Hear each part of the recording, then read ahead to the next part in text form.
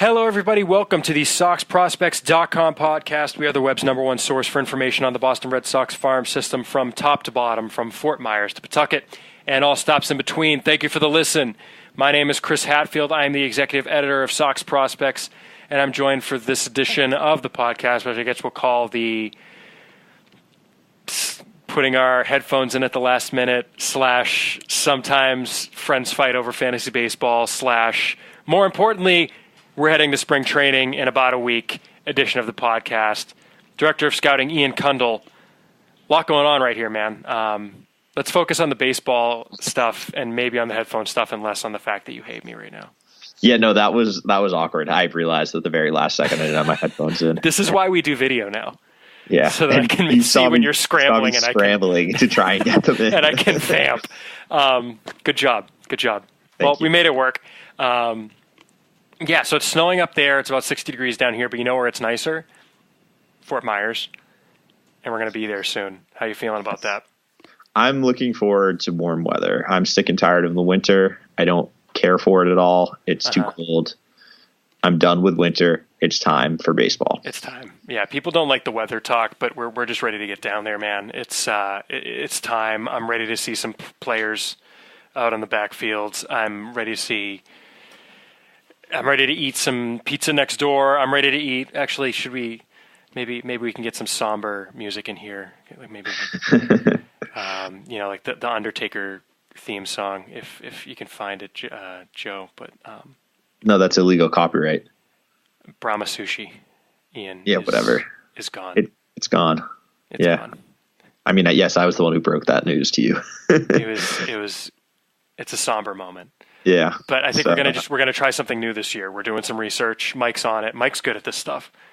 Mike's a sushi aficionado.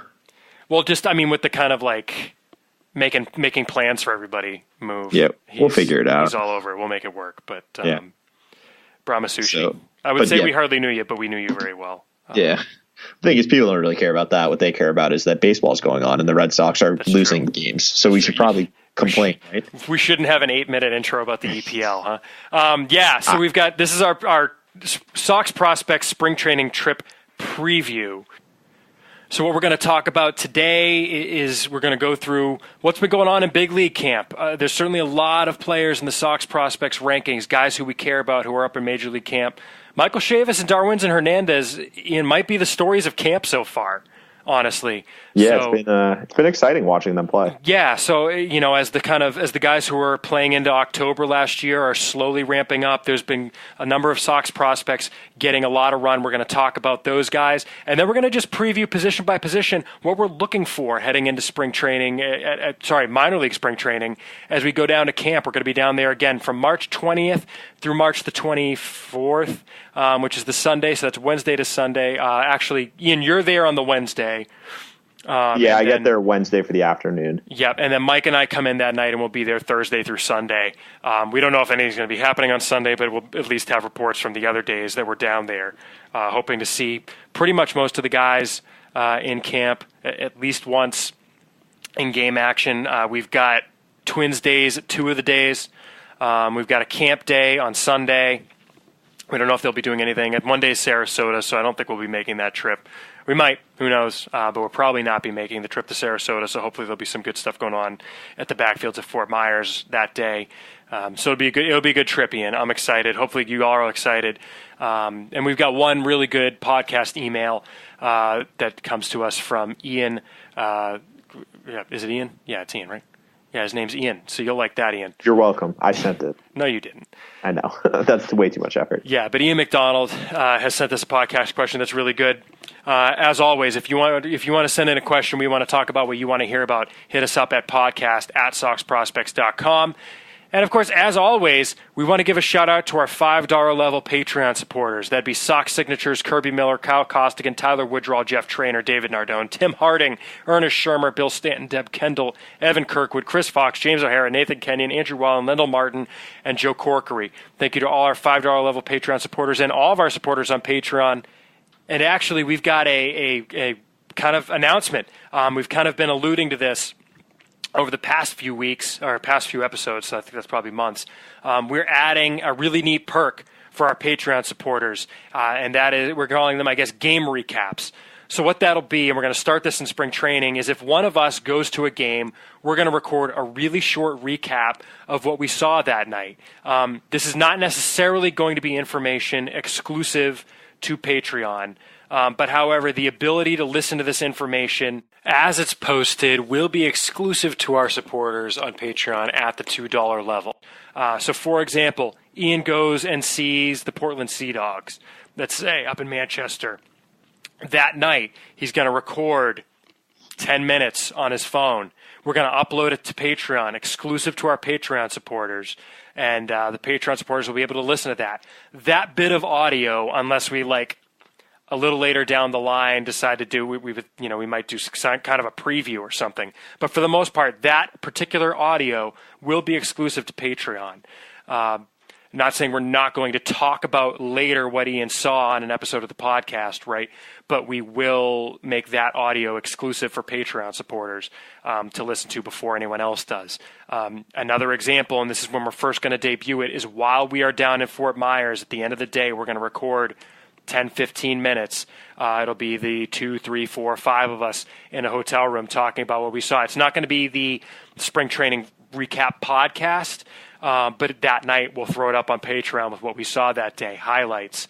We've got a couple guys down there with us, and Jim Dunn and Mike Reynolds, who aren't necessarily guys you've heard from. Maybe we'll get their take as kind of the, maybe not spring training experts. How'd you like what you saw? What was interesting to you? So again, these will be available to our supporters on Patreon who are pledging to support us at $2 per episode. We record 15, 20 times a year, so it's $2 per episode for that many episodes. But that will unlock exclusive access to these game recaps. And the game recaps, to be clear, don't count as an episode. Right. Dollar-wise, they're just a perk for you're not going to get charged for those. Good call, Ian. Very, very good point. Just want to make that clear. Yep, very good point. So you're not going to get charged. Those are going to be free to Patreon supporters who pledge a certain amount per episode.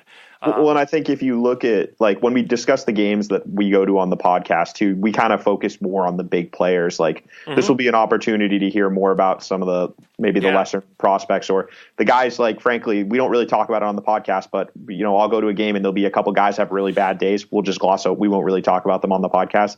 This is your chance to hear, what's going on with them too. So it'll be, I think, more diverse. I'll get the chance to touch on more guys and me kind too. of give a more detailed breakdown versus where on the podcast, we kind of have to be more general since we don't want to take up too much time. Exactly. When I'm at, a 3-game series in Potomac, I can come back and talk about, hey, I was in Potomac tonight. Cutter Crawford pitched. Here's what I saw. Maybe get into more of the minutia of, 85 pitches, 50 strikes. Through 3 featured his fastball here. Yeah. Strikeouts were with these pitches, just kind of the nitty gritty nuts and bolts stuff that, we would love to be able to put out, but it's a lot easier in an audio format. Yeah. Whereas I could say something like last year when I'm in Salem noticing hey, you know what? Chris Madera can go pick it in the outfield. He's a guy that's going to stick around in the system for a while, potentially as one of these org guys who they know can go play the position in center field.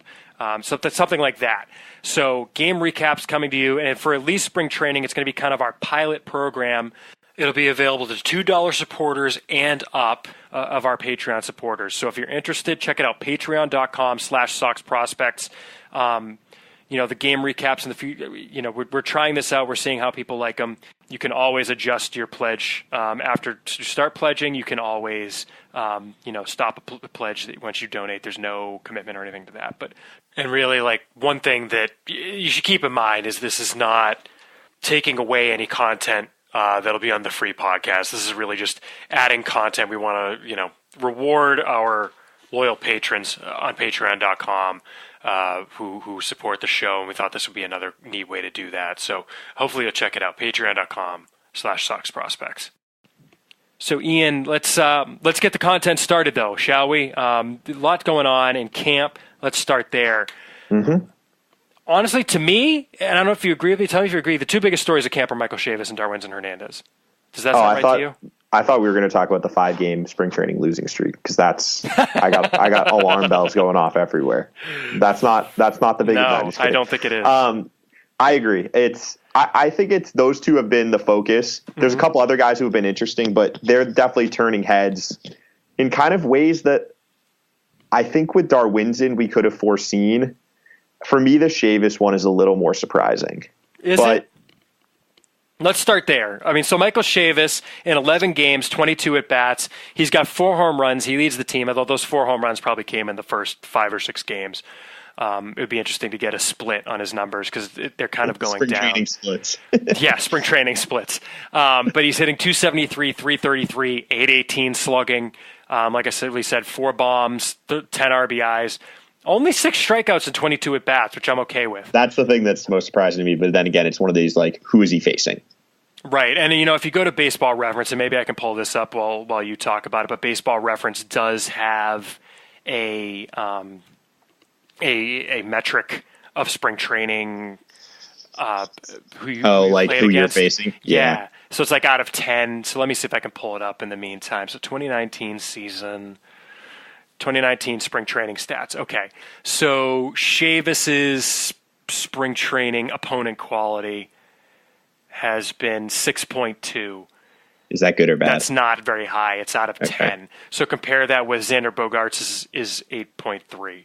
Yeah, well, I think part of that's probably because Bogaerts has faced Scherzer like 3 times already. So but it's like when you start games, you're usually facing like an MLB quality pitcher, right? Whereas like Josh Tobias has played in 1 game, his opponent quality is 4.6, probably because he faced some single A guy.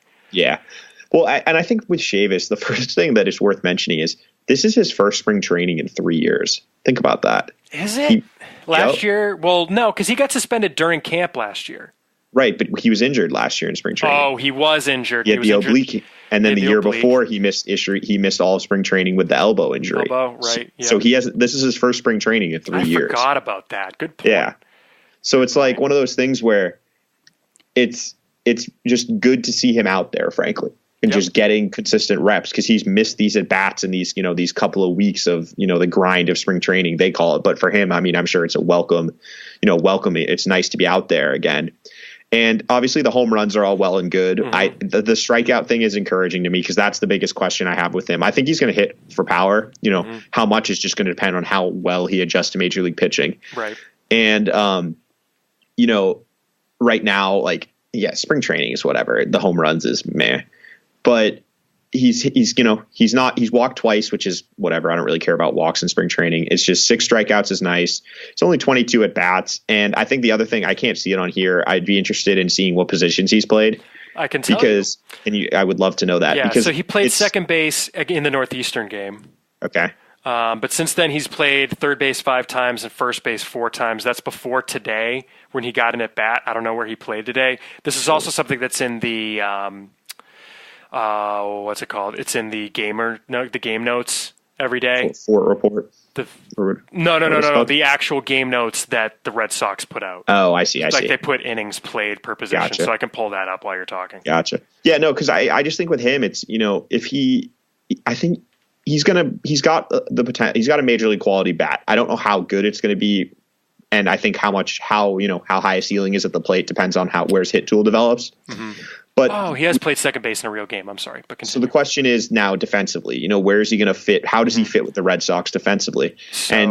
Devers is raking right now, and I think everyone is predicting he's going to have a really good year. And we've said all along, but I don't think he's third base. And so to see him playing this much first base and second base and hitting is very interesting. You said you don't think he plays third base. You're talking about him and Devers. Sorry, I don't believe Chavis is the long-term answer at third base. I think Devers is that. So Chavis, he's going to have to play somewhere else. And in games that count, entering today had 24 innings at third, 19 innings at first, 4 innings at second. That doesn't include the innings at second against Northeastern, I believe. Yeah. So he played that entire game. So that's 7 more. But yeah. But whatever. I don't care about the Northeastern game. I think you're right. Yeah. The usage is interesting. It's because the way he impacts the team this year would be if, barring injury, would be coming up later in the season as an impact bat off the bench who can play a bunch of different positions and plays, 3 or 4 games a week and pinch hits. And if he can prove to be, a viable option for that, that's a very interesting guy to have at your disposal as kind of a wild card come, June, July, whenever. I mean, is kind of a different version of Steve Pierce, I think, is a good comp for him. You know, I mean, he's not necessarily – I mean, Pierce is more of a primary first baseman who's been forced into a little bit of duty at second and a little bit of duty in the outfield as kind of the third, second, first. And I would love to – I had a radio hit on Friday. I think – and I said this. I would love if they started getting him innings in left. I get you can do one thing at a time, right? I agree. I think he will. I think he will start playing the outfield in Pawtucket this spring. In Pawtucket this spring? Yeah, I think so. I think the thing is to get him to second base passably in the major leagues. This is the catch-22 with him, though, because he's like not a great defender even at third base. So it's like he needs the reps at third base. He needs them at first base. True. He needs them everywhere. So I mean, if you look at our roster projections this year, and it's been kind of an interesting thing, right? Because you've got Chavis in Pawtucket, you've got Josh Ockamy in Pawtucket, so that's first base. At some point, in theory, you've got Bobby Dahlbeck coming up. You've also got non-roster invitees in the potential Pawtucket roster and Tony Renda. You've got a 40-man guy in Zue Lena, though he's going to play short. You've got Sam Travis, who needs to get reps at first and in left. You've got Chad De La Guerra, who in theory you want. I mean, they like him enough to give him a non-roster invite. I get that he's at the very bottom of the real depth chart for second base right now, but in theory you want him getting reps. Getting Chavis reps to second base also kind of helps get all of these guys playing time. So that's kind of an interesting thing too. That's a good point. But, obviously Chavis is going to be getting the priority reps. The presence of Tony Renda is not going to keep Chavis from getting reps anywhere. I think it'll be interesting to see how they move him around in Pawtucket, how he reacts to it. But that's the question everyone seems to have as well. But where's his future for the Red Sox? We've talked about it in the past. You just delved into it. Nothing should change. As I've said on our forum and as I've said on Twitter and as I said in this radio hit the other day, last year's spring training leader in home runs was Sam Travis. He had 6. He had 9 during the regular season. And he had a very similar line to Chavis's, where Chavis has 4 home runs. He's got 6 hits. That's the thing. When he's hitting balls, they're going far, but, he's kind of starting to slow down a little bit. Let's pump the brakes a little bit. The best hitter in spring training last year was Christian Vasquez, arguably, and he had a brutal year at the plate. I'd forgotten about Travis last year. Yeah, and meanwhile, last year, Mookie Betts started 0 for 16 in spring training, and he won the freaking MVP. So, yeah. Spring training stats don't. I think the biggest takeaway with Chavis is kind of what I mentioned at the top, just the fact that he's healthy and out there. That's the key for me. And we'll kind of see what happens from there. But it's nice to see him out there. It's a good thing it's a good problem to have for the Red Sox, frankly, if he just carries us over to the regular season. Because as we've talked about, they don't have a lot of depth in the upper minors right now. And so if he can, they have, okay, that's not what I meant to say. I worded that poorly. They have depth, but it's kind of like meh depth, if that makes sense. It's roster injury depth. It's injury depth. It's not the next man up. It's not like, yeah, exactly. Thank you. That's well said. Because it's like, if I'd call up Sam Travis, but at this point we kind of know what Sam Travis is. Mm-hmm. Like, they don't have a guy who, let's say, Steve Pierce gets hurt, a guy that I'd be comfortable throwing in there, and someone who could, ignite the team or, give them a spark. I think Chavis could potentially be that type of player if, he stays healthy, obviously, sometime in the second half. Another guy that could potentially give them a spark and who the manager has maybe talked about giving them a spark this year is Darwinzon Hernandez, Ian. And in 7 innings over 3 appearances, he's allowed no runs on 4 hits, 4 walks, more than you'd like, but he struck out 10. He's opening some eyes. He's basically continuing what he was doing in the Arizona Fall League last year. Yeah. This is interesting to see. No chance. I was asked the other day if he might break camp with the team. I think we can agree that's not happening. No. For a guy who could potentially start, I don't see any chance of that happening. I think he's opening the door to opening the year in Pawtucket. I don't think that'll happen. I think the door is opening. Mm-hmm. I still think I'd like him to go to Portland to start because he's never started in Portland. He was a reliever last year when he was there. Yep. But, what do you make of Darwinzon? He's shown potentially 2+ pitches, I think. Do we agree on that? What are you seeing from Darwinzon? He's worked on his breaking ball for sure, which is a good sign because that was always, kind of the question mark. Was how are the secondary pitches? The curveballs looked really good from what I've seen. The slider, he's also throwing. He's throwing the changeup. He's throwing all 4 pitches, which I like to see because obviously that was kind of the downside of seeing him in relief last year. Is he didn't need to use all his pitches. He only needed to throw 2 of them really. So it's definitely encouraging though. I mean, but we're seeing this is kind of like what he is. Like the stuff is electric when he harnesses it. But there will be times where he's just going to have an inning where he walks 3, hits 2, and gives up a grand slam. You know what I mean? Right. And that's just going to happen. And I think that's something that's going to happen, throughout his career. He's going to be prone to like a blow up inning at times because he'll just lose his release point, lose his delivery. Something will get out of whack and then it kind of will go, but he'll be fine after that. Yeah, and I mean, you talk about the quote from Cora the other day where he's like, there were some really good pitches in there. This was after his second appearance. There were also some non-competitive pitches that major leaguers aren't going to swing at, and he needs to not do that.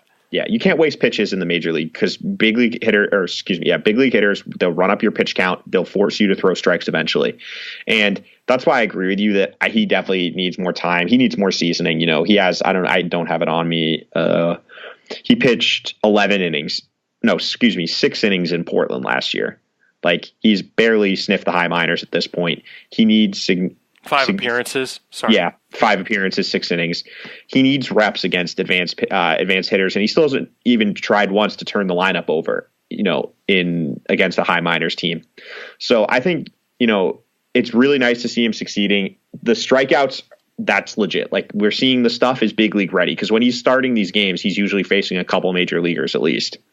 So he's shown he has the stuff to get out major league hitters. It's just the question of harnessing that and establishing consistency. And that's going to be the biggest question and what's going to determine whether or not he can be a starter is how often is he going to throw strikes and how consistent can he be from out and outing? Is he going to be able to every 5th day come out here and throw, 5, 6, 7 innings and keep his pitch count down? Or is he going to be the type of guy who, you can't count on it. You don't know what you're going to get. You might get 2 innings and 6 walks, 1 outing, and then you're going to get 7 innings of 2 walk, 1 run ball the next, It's getting that consistency down and that continue. And the only way that's going to come is just by getting continued reps in the starting rotation, which is why I personally wouldn't consider him for a bullpen role until later in the year. Yep. And in looking again at Baseball Reference's opponent quality metric, his opponent quality has only been a 6.5. Compare that with other guys who've had a similar number of innings. Eduardo Rodriguez's opponent quality has been 8.8. Erasmo Ramirez's opponent quality has been 8.6. So, Tyler Thornburg, who's been getting his brains bashed in, his opponent quality has been an 8.4. So that's, Josh A. Smith has had a 7.9 opponent quality. These are kind of things. And the other thing, I mentioned opening the door for Pawtucket. That said, with all of these non-roster invitees that are projected for the Pawtucket roster, they've got a full rotation right now of Mike Schwarren, Chandler Shepard, Erasmo Ramirez, Josh A. Smith, and Ryan Weber. They could bump 1 or 2 of those guys to the bullpen. Sure, they're not going to keep him down because of that, but just in order to maintain early season depth, I think it might make sense to bring him let him go to Portland, shove for a month, and then move him up if you want. If he forces your hand, make him earn it. I agree, and he's someone who obviously I don't think we won't see during spring training since he's pitching with the big club. But he could be down by then if they want him to keep starting, because at some point as the major league starters ramp up, you have to send minor league starters down in order to stretch them out. So True. Who knows? That's a good I mean, point. Mike Schwarren could be down by then. I mean, likely the guys that you don't care about getting the innings they need to are like the Webbers, the Smiths, the Erasmos. But if they want him to start, they're going to need to send. I mean, like Denny Reyes is on the 40; he'll be down by then. Yeah, because they're going to need him to. I was just going to say, like, he's one of the guys that I'm most interested to see early in the year when he comes, because obviously we haven't seen him start against high minors, so that'll be interesting. But it's encouraging. As we've said, the system is down, but there are some bright spots, some intriguing guys going forward, both. There's not necessarily those high-end prospects right now. But if Darwinzon Hernandez takes a step forward and shows he can be a starter, he's someone that you will see on those midseason top 100 lists and probably quickly establish himself as the top prospect in the system. So it's going to be interesting to see where things go with him this year. Right. Is there anything else that you've seen out of spring training? I mean, the other guy who basically made some kind of waves, I guess, is Bobby Dahlbeck. He had a big home run early in camp where, everyone was impressed with his pop, and we're just kind of like, yeah, we know, we've been telling you that. Why is Dahlbeck not showing up on here? Here he is. Oh, I guess was his home run against Northeastern? His home run was against Northeastern. I can't even get the stats page to work right now. Well, but if you sort by home runs, it's going to say 0. That's no. I switched to the pitchers. So. Oh yeah. So Dahlbeck in 14 games, he's 5 for 23, which is not all that different from Chavis, who's 6 for 22. He's got a double and 8 strikeouts. 8 strikeouts and 23 at bats is still a lot higher than I'd like to see it. I think he's showing a little bit in the games against major league teams. This is what bad Bobby Dahlbeck can look like. I'm not going to say we're down on him for the same reason I'm saying you can't worry. Again, Mookie Betts started 0 for 16 at spring training last year. This is Bobby Dahlbeck's first major league camp. I'm not too worried about it. It's opponent quality of 6.8, which isn't great. I think it shows he needs to go back to AA Portland to start the year. I don't think you're going to see him in Pawtucket to start the year. He's going to start the year in Portland for me. And he does have things to work on. I think it's very possible Bobby Dahlbeck doesn't even sniff the majors this year, and that's not necessarily a problem. Does that sound right to you? Yeah, I agree. I mean, I think you said the strikeouts, and that's always going to be a concern with him. He's still walking, which is fine, whatever. You don't know who you're facing in spring training. But it reinforces, as you said, that he needs more reps. But I also think he's shown some bright spot. He's been pretty good defensively from the games I've watched, which obviously hasn't been all of them, but I've liked what he's been able to do defensively.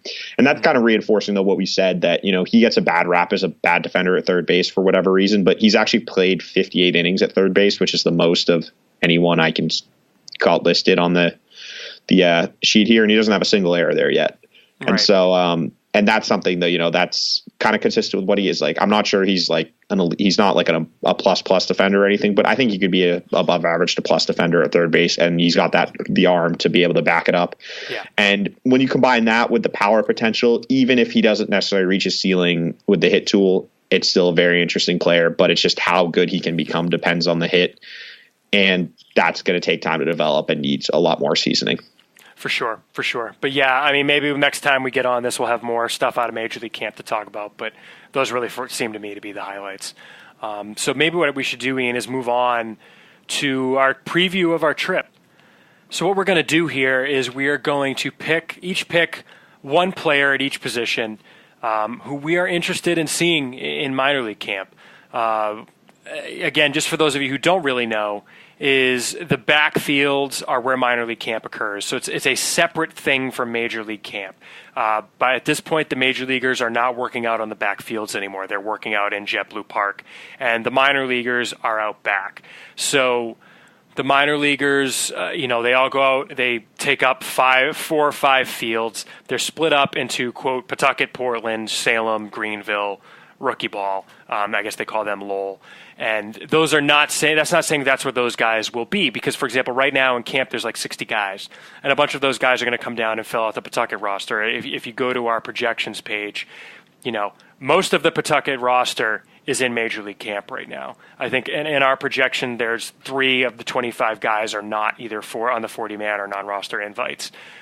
So a lot of those guys will come down, bump a lot of the, quote, Pawtucket guys down to Portland, so on and so forth. So as camp continues, as guys get optioned out of Major League Camp or get, reassigned, things kind of shake down all the way down to the rookie levels, where you wind up with teams that are more closely associated with what you'll be seeing. And that's part of why we go a week later now than we used to, right, Ian? We would used to go this coming week, which was kind of the first week of camp, first week of games. But you'd have guys get reassigned after that. You have guys who get released. It's just kind of people better. Are all over the place. Yeah, it's kind of a little bit better to see a more realistic picture of where guys might be for the purposes of our going down there. So we're going to go through each position and maybe each pick a guy. Ian, do we start a catcher, or do you want to maybe start a little differently and start a pitcher? How do you want to work this? I think we start a catcher. Let's start a catcher. So the good old-fashioned way. Yeah, why not? Each picking a guy, and maybe just spend less than a minute or so on why you're interested in them, Ian. I see some guys that you might be interested in here, just having been down at the Fall Instructional League, maybe. But is there anyone in there who sticks out to you who you're interested in seeing? Yeah, I think for me, the guy I'm most interested in seeing is Jonathan Diaz. Okay. He was in the GCL last year, hit 261, 317, 402. So it doesn't really stand out, but only in 92 at bats as a 19-year-old. So he signed late. And he was just someone that I saw briefly in Instructs, but some people who I trust that were down there longer saw and were kind of interested in. And even though he wasn't playing games, he was just working out. But he showed a little bit of ability at the plate. Not a lot of power, but just like a good swing, some projection in the frame, and showed off a good arm behind the plate. So he's the type of guy that, I haven't necessarily seen in games, and spring training provides that perfect look because we know he's going to be playing, and, we'll get to see him 2-3 games, hopefully. Yeah. So he's one for me that I'm definitely interested in. Yeah. I'll go a little bit higher up. A guy that I'm interested in seeing is a guy that I saw last year, but with a terrible sight line in Potomac. And that's Roldan Baldwin, because he's still something of a mystery to me, even though he played all of last year in High A Salem. In part because of injuries, but I also really want to focus on his defense because I don't really have a definitive answer on can he stick behind the plate. The hitting, maybe he can hit, maybe he can't. But we get a lot of questions about it, and I think this gives us a good opportunity where you are right behind the plate.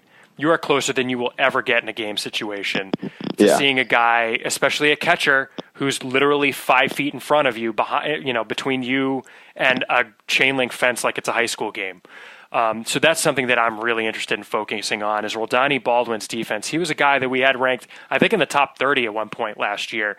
He was like maybe 30 to 35 range. Might have been just that side. I thought he was top 30 at one point. Might have been. He definitely was, because I think he was a candidate for top 20 at one point. We didn't put him up there. But, last year in Salem, he only hit 233, and the OPS was in the 650 range. And part of that, he only played in 53 games, so he was hurt. But, I want to see what he can do behind the plate. I don't know if you have any honorable mentions, Ian, without really going into them, but I want to see what Cole Cottom last year, the fourth rounder last year looks like. And I also want to see what Eli Marrero, the switch hitting catcher that they took in the 8th round, looks like. Those are two other guys I'll be keeping an eye on. Anyone else you'll be keeping an eye on? Yeah, those would be the two main ones, and then maybe I could toss like Lane Milligan in there. He was someone who was at Instructs, and I saw him with Lowell, but he was playing center field. Right. See what he looks like. And also a catcher, so it's just catcher center field guys. It's just interesting to me. It's really weird. Yeah. So I think that's pretty much the catcher situation. Do we want to go first baseman, or do we want to just do corner infield? Let's do first base. Let's go position by position. Fine. We're doing quick. We're doing a good job being quick. Yeah, that sounds good. I guess at first base, I'll go first. It's a really easy one for me. I'm sorry to steal this from you, but it's Pedro Castellanos. Vote for Pedro. But it's just, like we talked about, he's a big guy. He's going to hit bombs during spring training. Just get ready for it. But I want to see why he only hit one home run all of last year. I don't get it. And I want to see if there's a swing path thing. Nobody gets it. It doesn't make any sense. And I want to see, the difference in the swing path between batting practice in the morning and in game. Really kind of focus in on what looks different. Yeah, no, it's definitely. I want to get video of from open side during both situations to be able to compare them, because it makes no sense. I saw his BP during Instructs was among the best out of any of the guys there, and they had some big power guys there. He was just dropping bombs, and then you see it in the game, and he just line drives, and so yeah, he's an enigma still to me. He's someone that I could make a case doesn't belong in the top 30, and you could probably also make a case as a borderline top 20 guy. It's just he's such a weird prospect because his career average is well over 300, but he also has 4 career home runs or something, or 6 as a 6'4", 230-pound first baseman. So yeah, right. Anyone you're looking else at otherwise? It's probably boring to say, but I think the obvious answer is Tristan Casas. He only got 4 at bats last year. I saw him in Instructs. Definitely was very intrigued, and just be good to see him get some more reps and see what he looks like at the plate. Yeah, I think that sounds about right. I haven't seen Devlin Gramberg, who was a senior sign last year that you've said you've liked relative to that. I'd like to see what he looks like just because I haven't seen him play. But yeah, I forgot about Casas. Strong year. We've got Casas listed with the third baseman, so good call. on that one, Ian. I guess let's then go across the diamond to the third baseman. Who's your top guy to check out? I think I know who it probably is going to be, but at the hot corner. Danny Diaz. Okay. What did you think of the video that we were able to catch on the internet? Was that Chris Smith that posted it? Yeah. He looked better than in the stuff I saw in the offseason. Did he really? I mean, I think it's hard to tell, frankly. Oh, I know what you're talking about now. Yeah. He's one of the guys. He's a big guy, and he's always going to be a big guy. But as I said, I think I've talked about before on here, conditioning is my concern with him. And because I love looking. He's listed at 6'1", 170. No, he was dwarfing Nick Decker in one of the photos that Chris Smith took. He's listed at 6 feet 200. He's like 6'4", 230, 240 probably. And that was actually we had that, and that was pretty consistent in every one of his scouting reports across all the sources this offseason. Yeah. So I want to see what he looks like. I want to see how his athleticism looks, because even at he was big last. During Instructs, he still moved pretty well, and they signed him as a shortstop. They obviously moved him immediately off the position, but he has he was a good enough athlete to be a shortstop until he was 15, 16 years old. So I want to see what he looks like. I want to see how he's moving. I want to see how he looks at third base, because he actually looked pretty good at third base when I saw him there. I mean, so I want to see, does he have a chance to stick at third, or is he ultimately going to be up at first base? What does the swing look like? How's the approach kind of, is he starting to develop an approach? Because there's just, it's a lot of swing and miss right now, but there's just a lot to see with him. And he's like the prototypical type of guy that spring training is a great look on, because he's not going to make a full season team most likely. So no, he definitely this will be the first time, the only time we'll get to see him in games up until this summer. So yeah. Yeah, I mean, you just look at the depth they have at third base. Unless they make trades, there's no room for him in Greenville, and that's why. I mean, the really obvious guys for me to say right now, Ian, would be Brandon Howlett and Nick Northcutt. Obviously, because they're top 20 guys, because Howlett overperformed what we thought he would do last year. Northcutt maybe a little bit underperformed based on the bonus that he got as an 11th rounder, over $500,000. But you know what? I'll throw you a little bit of a curveball here. I know what you're going to say. Do you? Tanner Nishioka. I am going to say Tanner Nishioka. Yeah, I know you, Hatfield. Well, and here's the reason. It's because we get a lot of questions about him with good reason. He hit 322, 401, 512 last year as a 23-year-old in Greenville. He wasn't young for the level, but he 300, 400, 500 season from a guy who had 300 at-bats. He wasn't the primary third baseman to start the year, but he worked his way there. He hit 11 home runs. This is a senior sign out of Pomona Pitzer, which, I mean, I don't know if we've talked about what Pomona Pitzer is. It's a D3. It's a fake college. It's not a fake college. No, I know. It's a fake school because it's two schools. I know.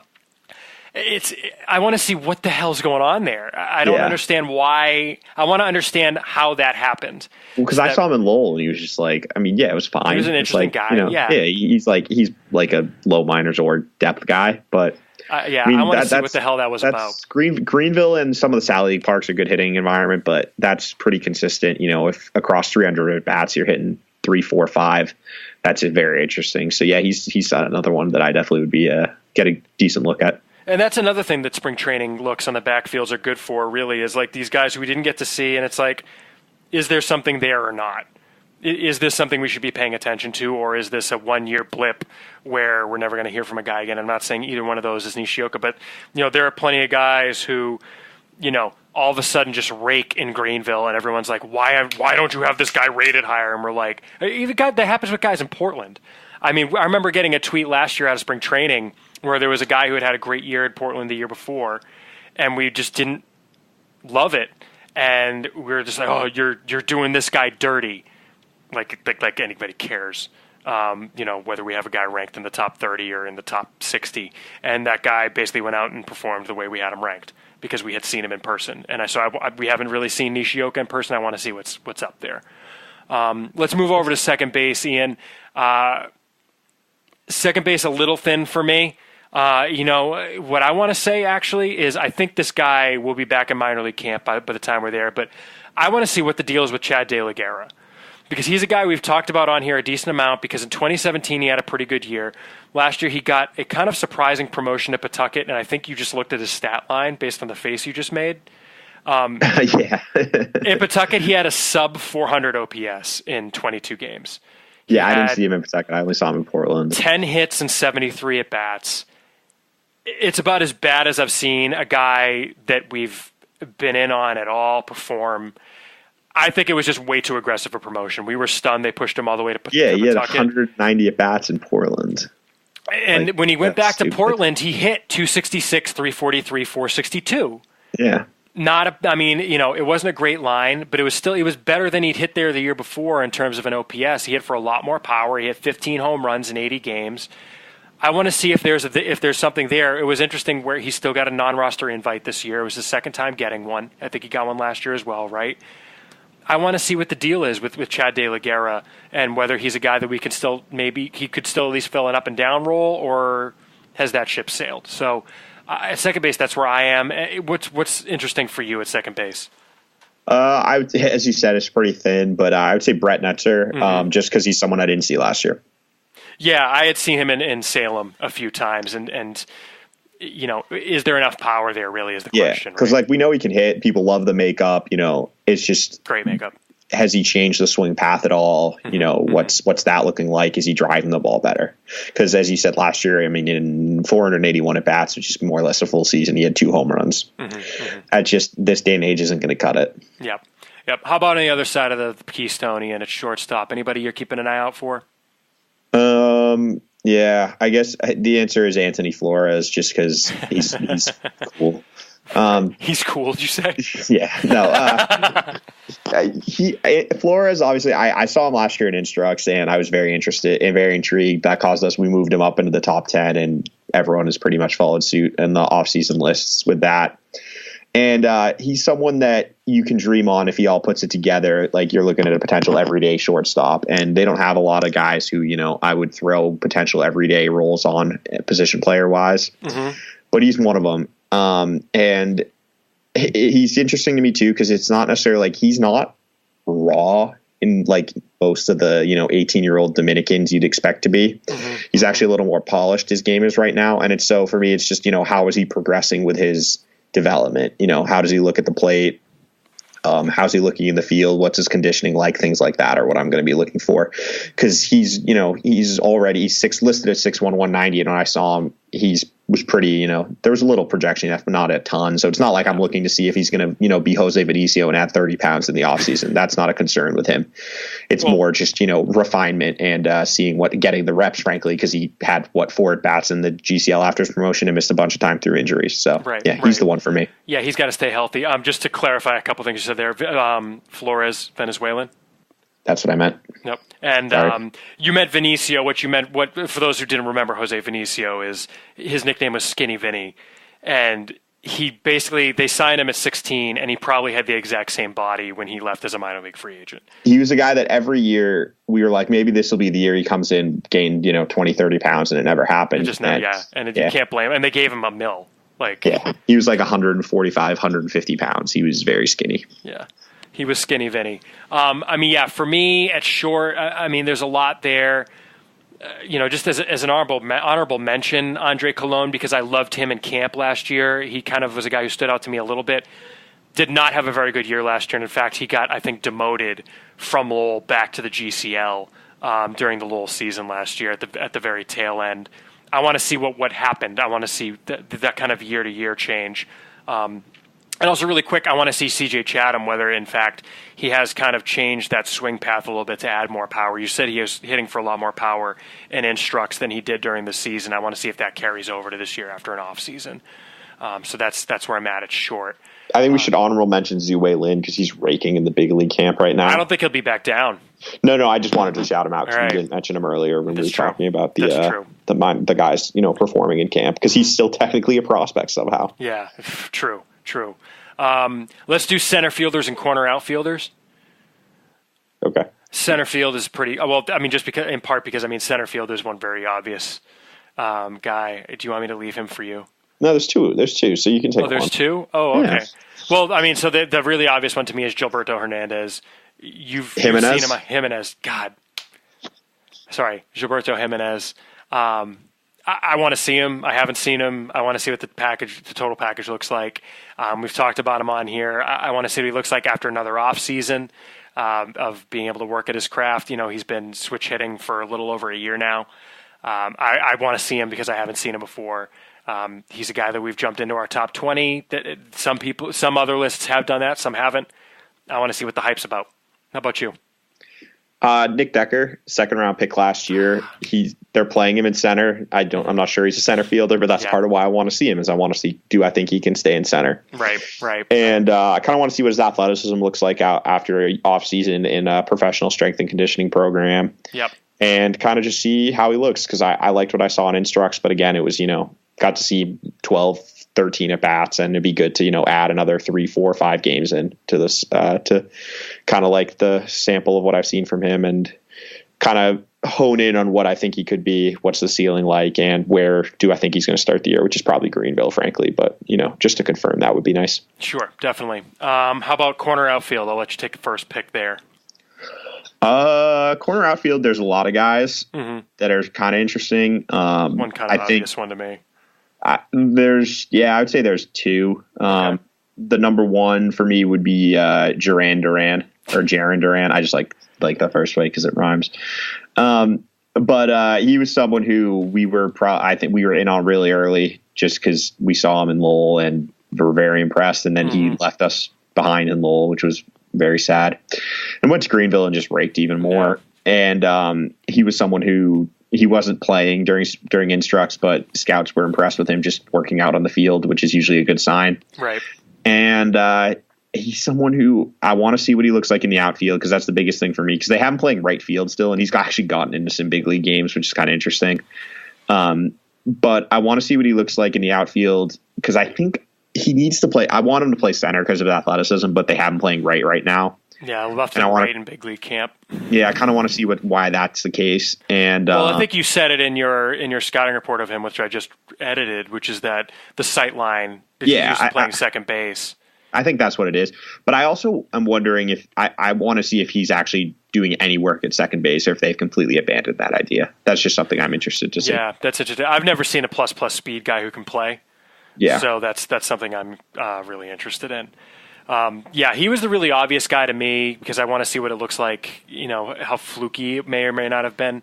One guy that I'm really interested in seeing is Angel Maeta, presuming that he's up. I would assume he was. Was he at Instructs? I can't remember. Yeah, he was. He was arguably, other than Jimenez, one of the best performers in the Dominican Summer League last year. He had a 320 average, no home runs before triples. I want to see what is going on there.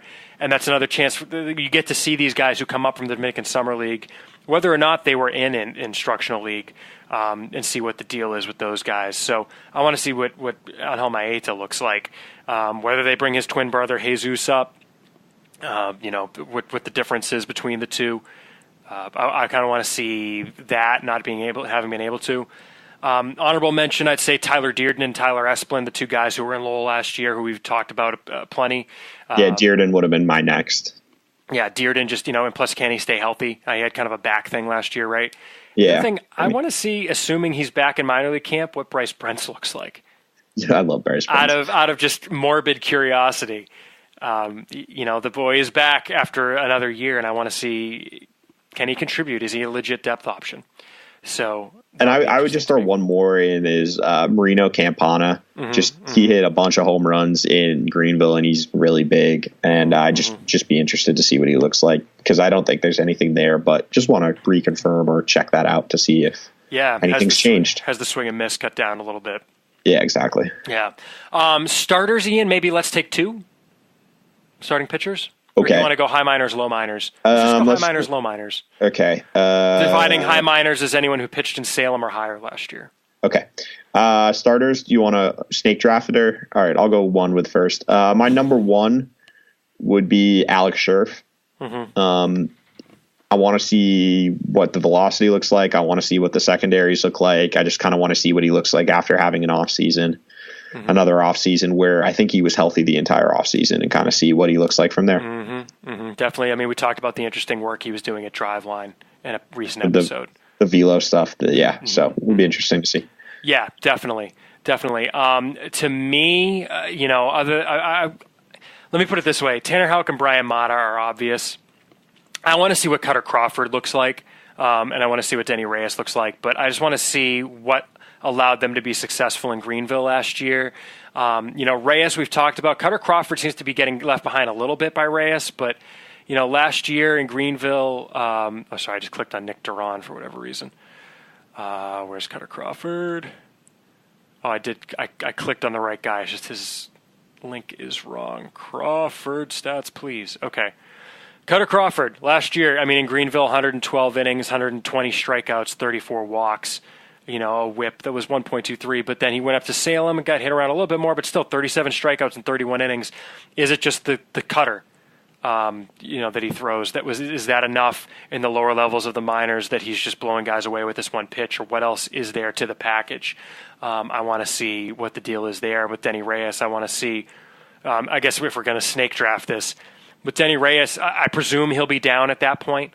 It seems like he's going to be one of the first guys optioned out of big league camp just because he needs to get stretched out, and they're not going to be able to give him the innings to do that necessarily if he's there too much longer, because you've got guys who are going to Portland and Pawtucket. He's going to go to Portland, but guys are going to go to Pawtucket who need to stretch out as well in big league camp, while also giving the major league guys more time to stretch out. I want to see what allowed it to work. High pitchability, great. I want to see is it just the command profile is that good that with 4 average pitches, it works. I haven't really seen him ever, honestly. I think I might have seen him in spring training last year, and I just wasn't wowed by it, but I want to look closer and see what it is that allows that package to succeed. So, starting pitcher for you, Mr. Ian Sir. I just did that wrong, but because we were doing levels, but whatever. Yeah, I'm going to go way... Well, you went with Scherf, who wasn't even high minors, so... No, I was doing low minors first. Yeah, okay, fair enough. Oh, well, whatever. I was doing low minors first. Okay, fine. So my other low minors guy is going to be Brian Bello. Mm-hmm. He was someone who I didn't see it in Instructs, but he pitched after I was gone, and was pretty interesting. And he was apparently interesting, and he's just kind of a young, intriguing arm who had a really good DSL season last year and then came up and dominated in his one appearance in the GCL. But at 19, so it's like how much of that is just age relative to level, right? Correct. But he's just, he's one of those low minors intriguing arms that I haven't seen, so I want to get a look at him. Right. Yeah, that's fair. A guy I want to see is one that you have seen is Chase Shugart as well. We've talked about him on the podcast. I want to see what the stuff looks like after an off season. I want to see what the stuff looks like starting in longer roles, because he's really only been held to 3-inning roles after signing. Yeah. Anyone else you want to mention on the starter side? Well, for the high minors, Okay. I would say just the guys you mentioned are interesting, and then Houck for me, just because I didn't get to see him last year other than spring training. Yeah, I got to see him. So I want to see what he looks like now that he's reverted back to his 2017 or his 2017 and before model. Mm-hmm. For sure. How about bullpen arms? I'll start. I haven't seen Zach Schellinger yet. You guys saw him last year and were underwhelmed. Turned out he probably wasn't healthy. He was hurt. Last year did you see him in Lowell, or did we just get reports on him from Greenville? I saw him in spring training. We got reports on him and then he was hurt. You saw him at Instructs. But I saw him in spring training. Then he missed a bunch of time, and then he came back, and then he was really good in Greenville. Had reports, and then I saw him at Instructs 3 times, and he was really good. Right. So I want to see what it looks like, whether he's a guy that we should bump up. I think it's entirely, honestly, Ian, more than anyone else in spring training, Zach Schellinger might be the guy who could move the most based only on what we see in spring training. Oh, absolutely. He could start anywhere from Salem to, he's going to start in Salem or Portland, but I kind of want to see him start in Portland just because he is what he is, and the health is such a big concern. I'd rather he is pitching against, more advanced competition, but not sure that's going to happen because he got 10 appearances in Greenville last year. So it's yeah. If you think about it, the thing with what I was referring to as rankings is he could move the most in the rankings based solely on what we see in camp. Because he's a guy, we have him ranked right now at 25. He's 25 right now. If he shows 2+ pitches and the ability to at least control them with pretty good, like with average command, what's the difference between him and Travis Lakins? Not much. Travis Lakins has more pitches, but he doesn't have 2+ pitches. No, it would just be proximity. Right. So, I mean, I could see him easily jumping 10 spots, and I don't know that I would say that about almost anyone else we would see. Yeah, he's definitely going to be interesting to see what he looks like. Although the thing with Schellinger is health.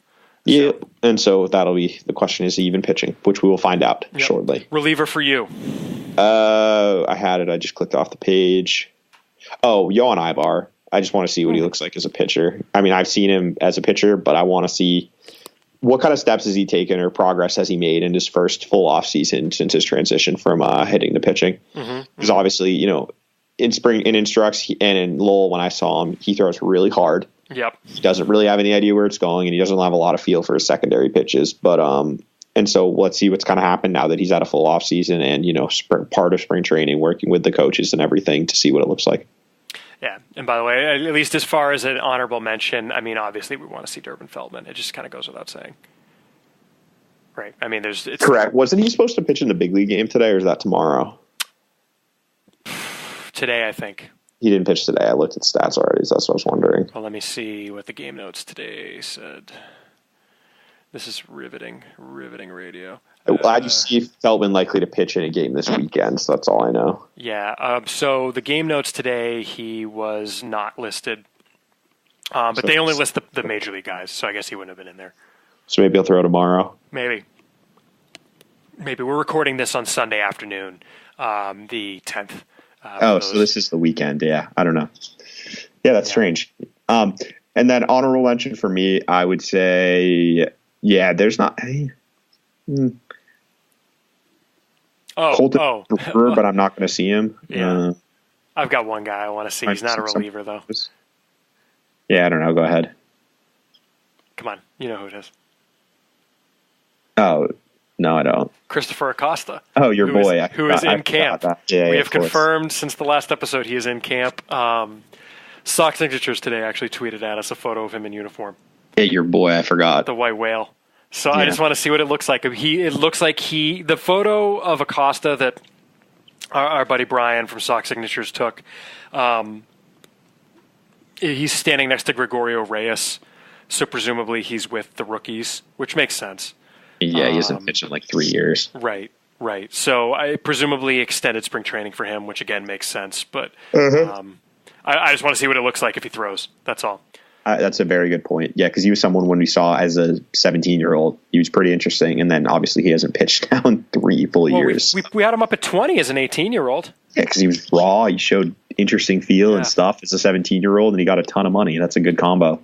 Yeah. But it's obviously been 3 years, so a lot could have changed in that time. But yeah, that's what we're looking forward to, everybody. And the reports will start coming from spring training and a week on Wednesday. Yep. Follow us on Twitter at SP Chris Hatfield, at Ian Cundall. That's IANCUNDALL.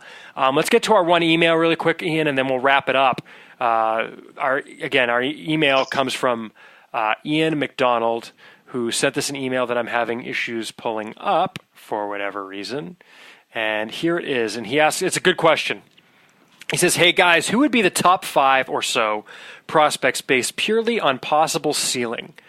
Groom and Dahlbeck at the top. Would Flores and Diaz make the cut? Thanks, Ian. Thanks for the question, Ian. That's a good one. I really like it a lot. You're welcome. I don't even like you.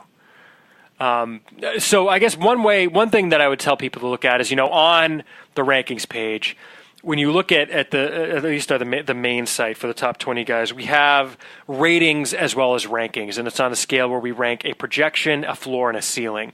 And so one of the ways you can see who should be on there is that, just kind of looking at what we have for guys as ceilings, and go from there. But honestly, there are nuances within that range, right? So, Ian, I guess I'll start with who would you rank on there? Who would you put at the top as far as potential ceiling? And let's go from there. Maybe, I don't know if we want to each do 5 guys or just kind of talk about where guys should slot. This isn't necessarily in any order, but the 5 that kind of jumped out or stood out to me were Casas, Groom, Darwinzon, Gilberto, and I was torn on Dahlbeck versus Flores for the last spot. Sounds about right. I would probably. I mean, we should probably leave Groom off the list, frankly, just because who knows, because he's hurt right now. Well, and I'm gonna cheat and do that, and then just have both Dahlbeck and Flores on the list. Okay, fair. I mean, because I guess that kind of depends on what do you mean purely based on ceiling. Are we ignoring injury history, right? Well, yeah. Ignoring injury history, Jay Groom might be number one for me. Yeah, but the he's thing on the is, list. Even with his, we don't know his ceiling rating, I guess, that we have from right now is only a 6, because that has to bake in the injury history. Well, and the thing is, we don't know. We've never seen him pitch since he came back from Tommy John. We don't know what the stuff is going to look like. Not all pitchers make it back from Tommy John. Obviously, it's a lot higher success rate. Not all infielders. Look at TJ Rivera. Well, exactly. So it's like, and I just think like Brady Aiken, for example, he's now throwing, mid 80s. Like, we don't know what Groom's going to look like post Tommy John. So it's really hard. Like, if we get the Jay Groom that I saw, or I think you were there too, that we saw in his last outing before TJ, then he's the number one guy on this list, and it's not close. Mm-hmm. But if he's not that guy, then he might not belong on the list. So he's such a wild card that I probably would lean towards leading him off right now. Yeah. And that means that Darwinzon's the only pitcher. And I think that's right. Cause frankly, I don't think they have another pitcher in the system who I would project as above like a back end starter. Mm-hmm. He's the only one I think has a chance to be like a mid rotation starter. Yeah.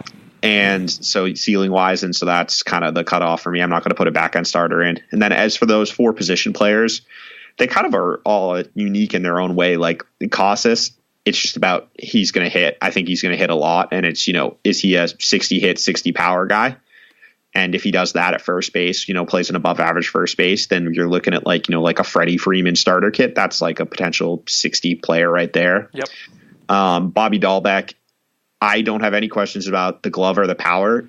It's just a question of, is he a negative 20 hitter or is he like a 40 hitter? Mm-hmm. And if he's a 40 hitter, then he's probably a 60 everyday regular type. And if he's anything lower than that, he's, a fringe regular, maybe borderline regular type. Right. How it's just about the hit tool. And then with the last 2, Flores and Jimenez, it's just straight upside plays. In terms of ceiling, I think Jimenez is probably higher than Flores, because if you really want to dream on Jimenez, like he's just like the toolsy, raw, athletic outfielder. Like he can run, he can play the field. He's got contact skills. He doesn't have a lot of power right now, but I think he might run into a little bit as he matures. Like he's just your prototypical, like you can dream on him being a top of the order, above plus hit, 70 speed type of guy, right, playing, above average defense in center field, which is an extremely valuable player. Whereas Flores doesn't necessarily have that same type of ceiling, but he still has the potential. I think he could have 4 average to better tools, with power being the question. But you could dream of average power too. Like he's just got a bunch of average-ish, above average tools, which when you take into account that he can stick at shortstop, that's, a very interesting player. Mm-hmm. So he doesn't really have a standout tool. His is more like the sum of the parts creates a guy with a decent high ceiling. Right. And that's kind of what we've heard on him, is it's kind of the, precociousness, not necessarily the dripping with tools type player. A couple players that I'll add. I don't think I disagree with your 5. I think Nick Decker probably deserves some consideration there as a guy with plus raw, might stick in center, probably moves to right, hopefully. As a guy who with plus raw maybe has a chance at a better hit tool than like a Dahlbeck. We don't know just because we haven't really seen it. So that's kind of, I don't think. If he's in center, it's more interesting, but I'm just not sure he's a center fielder. Sure. I don't think I'm not sure he's good enough an athlete. That's fair. I think Danny Diaz, who I think is the only other guy that might have the maybe, who knows what the power is? I want to see what the power really is. With the number of home runs he hit in the DSL, and the growth spurt he's had, I want to see how, is he a different guy than the guy that they even signed? Yeah. But again, those are kind of, we got to see him first. So we might have a different 5 guys. Ian, do us a favor. After we go to camp, email us again if you want, and see if revisit the question. Revisit, see if this is a very good question. Yeah. It's, I think people love to dream on upside, honestly, because it's more fun than saying like, oh, well, Dahlbeck's got all this power, but let's be realistic about what the hit tool is going to be. And I think it's people want to dream on what a guy could become. But at the same time, look, if you'd asked us this, at what point would Mookie Betts have been in this conversation? After that year in Greenville, or when was it? You think even though the year in Greenville and Salem, because after that he went to Portland, and I don't know that he would have been. I mean, I really don't know that he would have been, because Betts rose so quickly. I mean, put it this way. In 2014, which was the year midseason he became the number 1 prospect, on April 3rd, he was the number 10 prospect. In the middle of 2013, he wasn't in the top 20. Now, yeah, but that was the year he broke out. Well, right, but I'm saying this is like in June. He wasn't in the top 20. Now, that said, we didn't probably update were. The list. We were probably we updated it weekly at that point, which is part of the problem, I think, because you just it's easier to overlook guys. I wasn't part of the list process then. But I mean, it's also, I think we were probably a little slow on moving him up, so there's that piece of it. But I mean, if you look at the list at that point, it's got major leaguers as Xander Bogaerts, Jackie Bradley, Brandon Workman, Brian Johnson, Alex Wilson, Christian Vasquez, Manny Margot, Frankie Montas. That's just the top 20. And you've got guys who, there's some guys who flamed out as well, but it's not a thin list. But I don't know if entering the 2014 season, which is the year that he made his debut, Mookie Betts would have been on this list. So guys can break out and move quickly. That said, don't plan on a Mookie Betts happening. Kind of probably shouldn't have even mentioned that, but it's these things are moving pictures. So it's good. It'll be an interesting thing to revisit after spring training and maybe even mid-year. So thanks for the question, Ian. Again, if you want to get us a question, we want to talk about what you want to hear about, podcast at SoxProspects.com. Ian, I think it's time to wrap this up. Start packing, brother. Start packing your things. Can't wait. Let's get out there. Follow us again on Twitter at SoxProspects, at SP Chris Hatfield, at Ian Cundall, which is IANCUNDALL. We're looking forward to getting out there and telling you guys what we're going to see. So for Ian and for podcast guest host who's been going in and out of the room and is now passed out on my lap, Firefly the Cat, thank you all for listening. We'll be back at you. For the patrons, we'll be back at you in about a week. For non-patrons, probably be a couple weeks with a big blowout episode recapping our trip to spring training. Thanks, everybody. We'll be back at you soon.